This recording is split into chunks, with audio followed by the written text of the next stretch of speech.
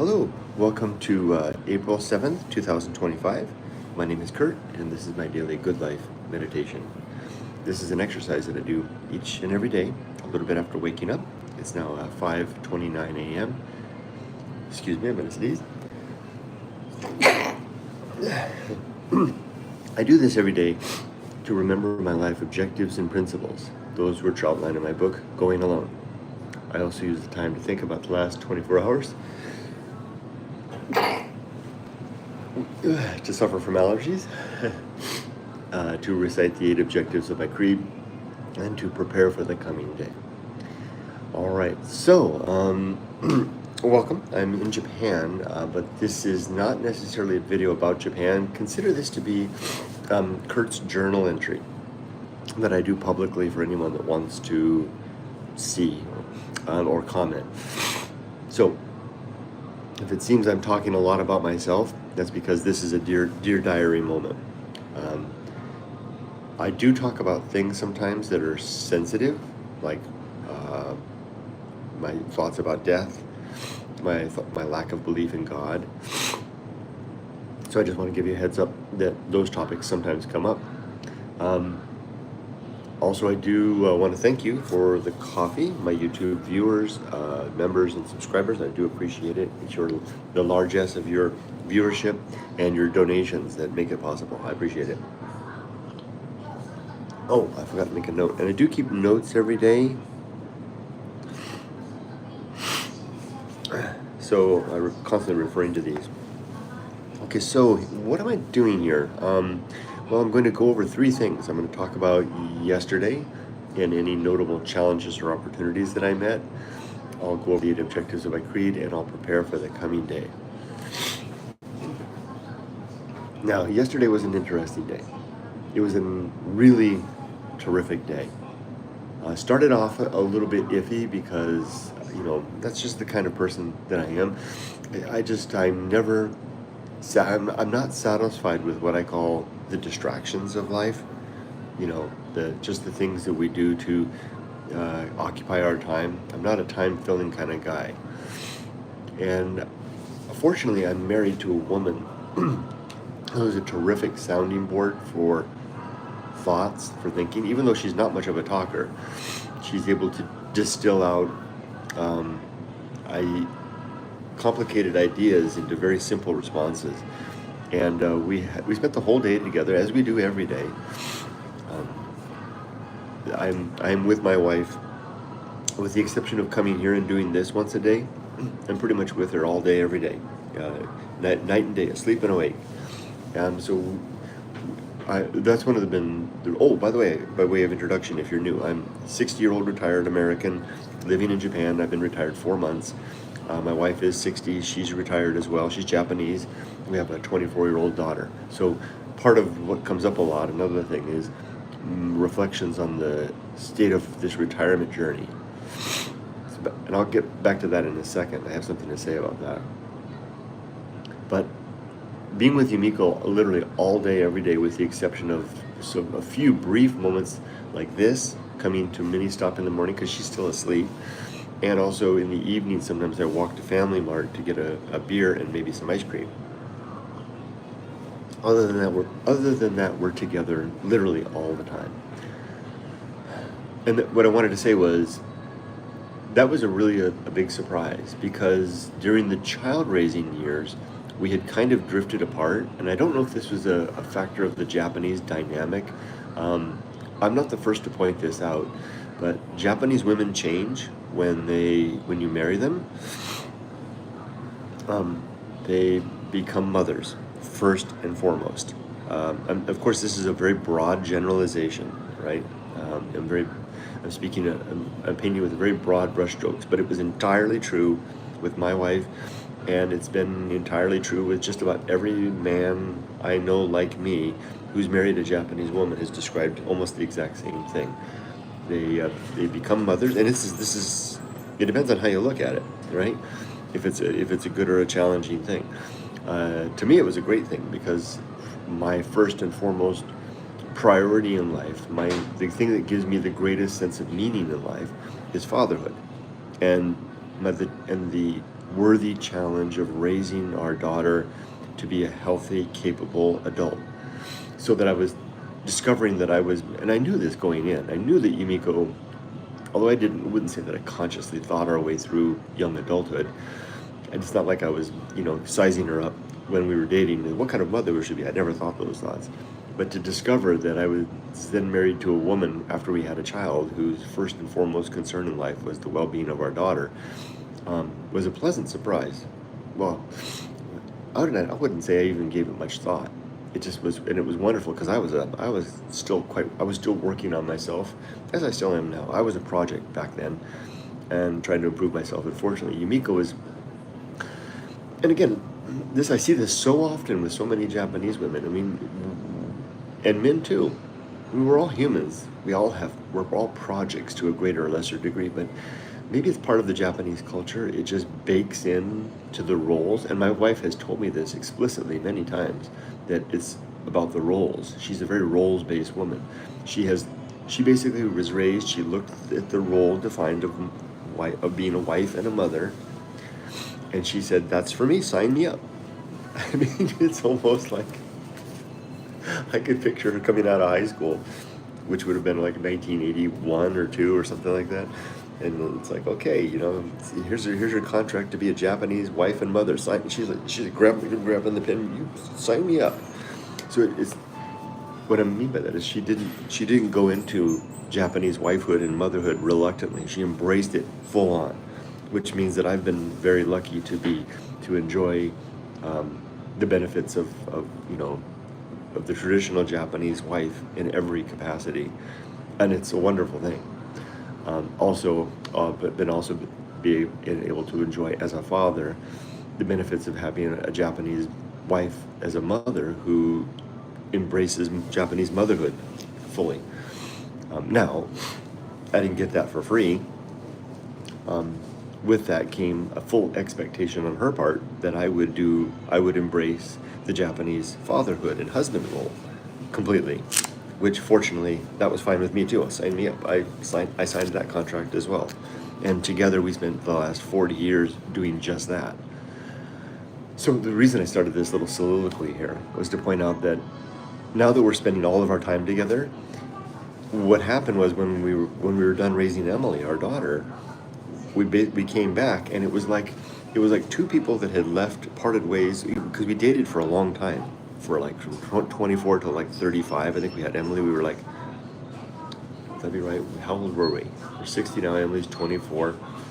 Yeah, I was like 36. We were like 36. I met Yumiko when we were 24 years old.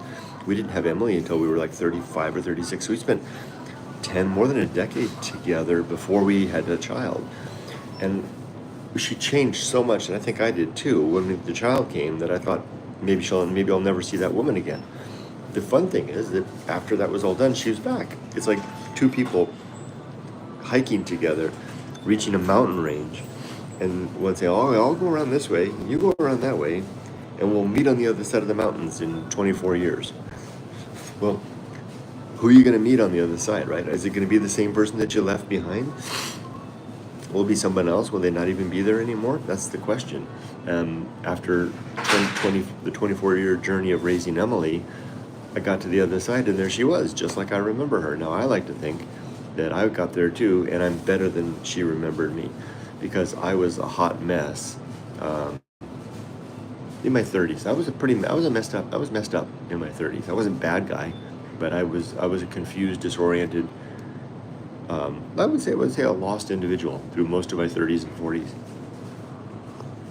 Mostly I was able to contain that and keep that to myself and go through the journey of trying to improve myself along the way. So I've been very long-winded but this is my journal, right? I've been very long-winded in describing that we're back on the other side, and I found the woman that I left behind, who was able to kind of hang up. She'll never not be a mother, and I'll never not be a father. But for the most part, I think it's almost like we took all that stuff, that fatherhood and motherhood stuff, and we stuffed it into a drawer in the guest room, at the bottom drawer, and we took all of our career stuff and we stuffed that in too. We closed the door, and I would almost say we put a lock on it, because it's pretty much gone. we don't behave as father and mother anymore. Um, uh, this might come across as strange, but we don't even really think much about our daughter. We hardly ever talk about her. Emily's just off doing her own life. Yumiko and I have turned to our own things. We have our own interests. We dote on our dogs. When we do talk about our daughter, we have a group chat with our daughter. And and part of it is that Emily doesn't really need us really anymore. She's off doing her own life. She sends us maybe a message or a photo every couple of days. And we're both content, Yumiko and I are both content that she's doing fine. She seems to have life well in hand. What more is there? We got our own things to worry. We got our own things to have fun thinking about now. So I'm saying that by the fact that the only thing I really have to note from yesterday, this is all by way of building up to talk about the last 24 hours, was what a damn good day it was. I started off the morning feeling a little bit uncertain, and Yumiko and I went out to breakfast at McDonald's, and we had the nicest conversation. Not a long conversation. Like I said, Yumiko isn't a wordy woman. She's someone like she's like a looking glass that I do most of the talking, clearly, and I can take a complex idea and tell it to her, and she'll reflect it back to me in its essence. And she's like it's like being married to an oracle, like that you can go talk to, and it will tell you, maybe in a rather enigmatic way, a response, but that response is deep and meaningful. And because it comes with Yumiko's blessing as my wife, especially when she's talking about ideas that I have and basically giving her perspective, and then usually, always, her blessing. It's not that Yumiko just gives me a blanket blessing for everything. It's just, I think that we've become tuned after 38 years together that, however, 36, 37, we just had an anniversary. We've become tuned, so I know where my boundaries are, and her boundaries, it's not that I enforce any boundaries with her at all, it's just that her boundaries are better than mine, so she maintains within her own damn boundaries, which have never trespassed on anything that I would consider inopportune or improprietous. So yesterday was just a really nice day. We started off with a really good breakfast and a good conversation, and then we had it was a Sunday. We basically spent the day together, antiquing, going to a flea market, having lunch together, spending time with our dogs. Had a really nice time at home. One of the things that I stopped a few days ago making the daily retiring in Japan videos, and that's been a mixed bag because I kind of miss it. It's fun, but also it's a distraction from my day and my engagement with life. Like for example, if I'm going out to the bamboo grove to work in the garden, it's a bit of a distraction to have to think about making a few video clips relative to that. I didn't realize what a distraction was until I stopped doing it. And yesterday I was doing a lot of interesting things and I had none of that distraction, and it was really, really nice. Not saying that I won't do that stuff again. I do miss it. I miss making those videos. And I also feel a little bit of a sense of obligation, because in making 110 of those, I developed a kind of a connection with a lot of people that are either interested in our story or are going through something similar. And I kind of just pulled the rug out from under the whole thing of sharing my own experience. Now, before Yumiko and I came to Japan to retire, for about 2 years prior to that, I was watching videos of people mostly Japanese people, who had done something similar. Now, I must say, I don't think there was anybody quite like us who had actually retired. There were a couple of foreigners who were like family people that had bought an Akiya and were doing renovations and DIY, stuff like that. I wasn't too interested in them. I was mostly interested in the Japanese couple. There's like one woman that I really like her channel, Surprise Gardening. She's my age, she's retired, and she went back to her family's home, not an Akia. Well, I guess it was empty. And every once a week to clean it and tidy it up, and began documenting the process. Now that was interesting because she also talks in the video and she relates things, and they're very good quality videos. And for the 2 years building up before we came to Japan, I kind of built up, even though I don't know her, I kind of developed a connection, and she would upload every week, and I would look forward to those videos every week. And I started to realize that I've done the same thing myself now that I've been here for 110 videos, daily uploads, and now I've kind of pulled the rug out from under that. I just now had an idea. Maybe what I should do, instead of doing the Retiring in Japan clip by clip upload throughout the day, kind of like what I do here, this video doesn't seem like an imposition at all to me. I enjoy this. In fact, I'd be doing this if I wasn't making the video or not. I'd be doing a poorer job of it. It's important for me every morning to begin the day with a meditative reflection on the last 24 hours. This is my way to tune my life. Maybe I should change Retiring in Japan from being a cultivated, curated, clip-by-clip thing. Instead, maybe at the end of the day, I should go out to the garden. Maybe while Yumiko's cooking dinner, that would be a good time to do it. Slip out to the garden and do this same video, but with the Retiring in Japan perspective. Instead of having this structure of reflecting on the last 24 hours, the creed, and then the next 24 hours, just turn the camera on. I could even do it live, just like this. Just turn the camera on, because Yumiko cooks dinner at the same time every night. I could just go sit out in the garden. Well, she takes about an hour to cook dinner.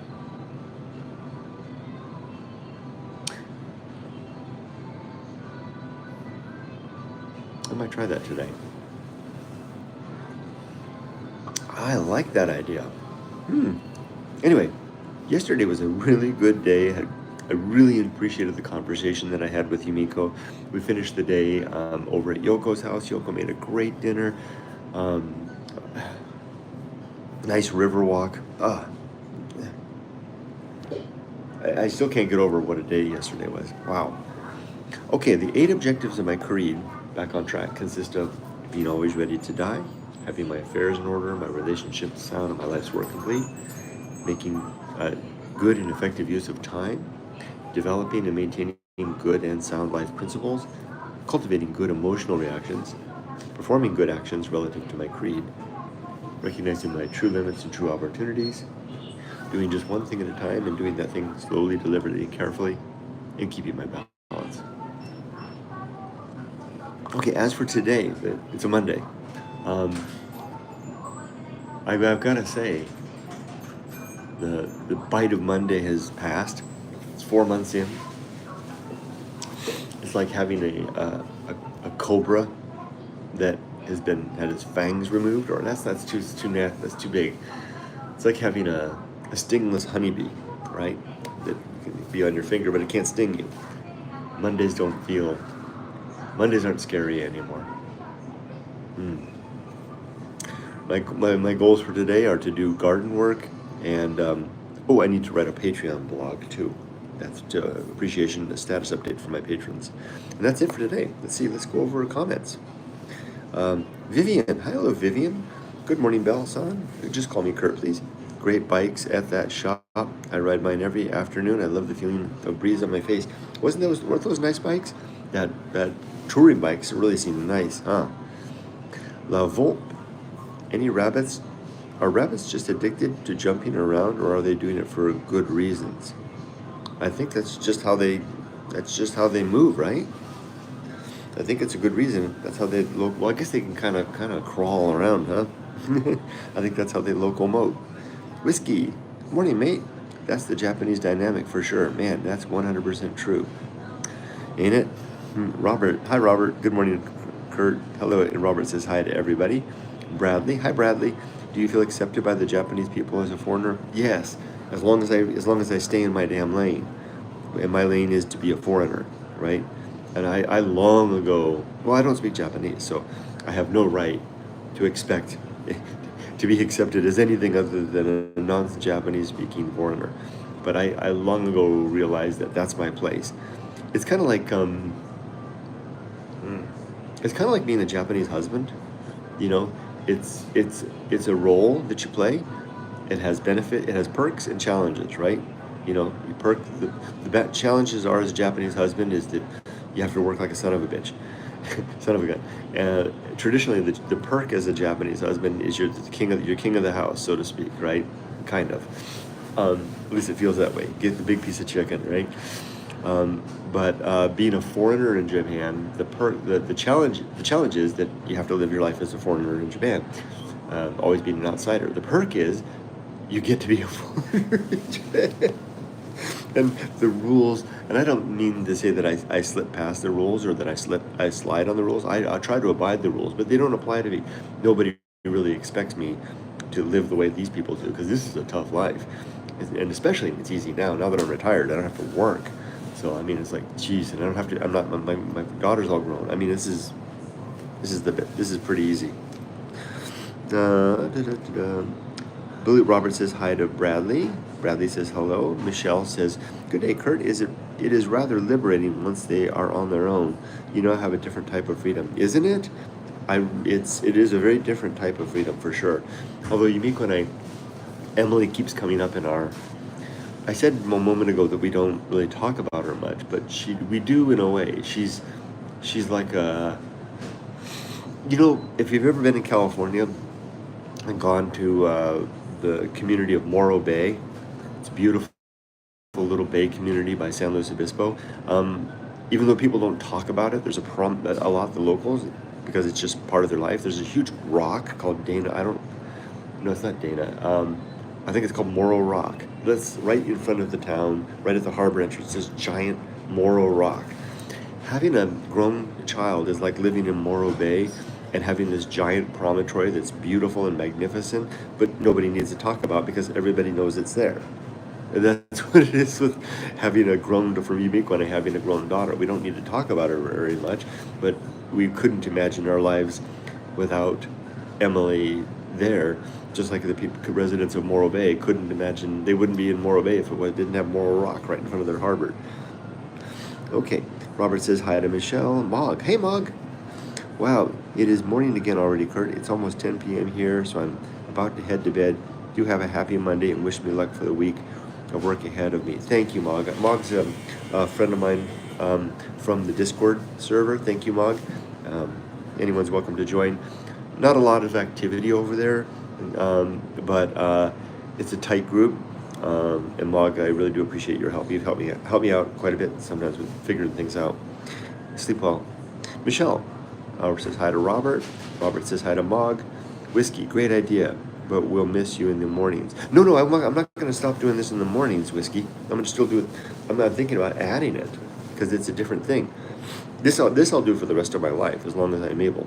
But I'm thinking in the evenings, just have a retiring in Japan summary, right? Sit out in the garden, do it live, and I switched to perform provider, so I've got Docomo now. I've got good connectivity. What do you think? I appreciate the feedback, your feedback, Whiskey. Erica is going, hi Erica. Hi Kurt, good morning. Glad you enjoyed yesterday. Thank you, Erica. Robert says hi to Erica. Erica says hi to Robert. Cortic says, did prices of food rise recently? I'm afraid you were asking the wrong guy. I don't engage. The only spending I engage in here in Japan is buying my coffee and my beer. My wife does all the buying and of everything, so I don't know if foods have rise. Sorry. Robert says hi to Aunt Cortic, and Robert believe in yourself says Docomo. Yeah, Docomo. Did I say something different? You got it. All right, I've got through everybody's comments. Thanks for joining me today. This was kind of a different one, huh? Yesterday's was a very different one too, as well. I think it was yesterday. Wow, yesterday was something else. Did that beer, was it 500 yen or 800? The beer that I bought last night was 200 yen. It was a chuhai thing. It was a lemon chuhai, and it was really good. Yeah, Rakuten, that's what we had before, it was Rakuten. Rakuten sucks. I don't really say that about stuff. We had zero coverage around our house, and everywhere in the community, Rakuten was rotten. So we brought our sister-in-law over to our house, you know, and with her Docomo phone, and she just had full bars, just fast as hell.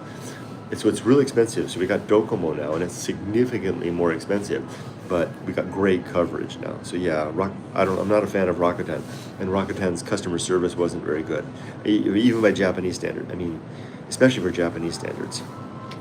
We walked past the Rakuten store the other day, 2 days ago, and I kind of in passing, I looked at it and I said, "You suck." Did Miko laugh? How much do you pay at Docomo? I'm paying 7,500. Your Docomo is 7,500. I'm 3,000. Yours is 3,000. We're paying 7,500 for I think for the two of us. Rakuten's signal's bad. Yeah, and the customer service sucked. Yeah, Docomo is a cell phone company. Yeah, I pay that at Docomo. But I'm really happy with it. Docomo, man, I got 1, 2, 3, 4, 5 bars, 5G right now, and 5 bars, 5G out of the home, in the garden, everywhere I go. It's really nice. I'm using the tethering. I've got what is it, the Osmo plan, the highest level plan. So I've got my other phone. I can tether to this thing, unlimited, basically. And I even talked to them about it. They said that it's not like it reaches a bottleneck and you're screwed for the rest of the month. Just like it says, they'll throttle it if activity is high in the area. And since where I live, everybody in the neighborhood is working. So we're going to literally have the street and the whole area, and there's just forest around us otherwise. So there's nobody there. So I can be tethering all day long, and there's not going to be anybody else using the system. So I think I'm in good shape. Use tethering all the time. 60G limit. Yeah, I pay that at Docomo. In fact, you could weather from home instead of combining. I could. I thought about that. I just enjoy coming here and getting the coffee. And the only reason I hadn't done this yet from home is because it's still dark when I start. But as you can see, that's changing. Do you pay the utility bills at the post office still? Is that a common practice there? We went yesterday. We were at Family Mart, and we paid our utility bills yesterday at Family Mart. All right, I'm gonna sign off for now, guys. Thanks for joining me. Have a wonderful. That's it. Yep. Have a great day, everybody. Be safe, but not too safe. Bye.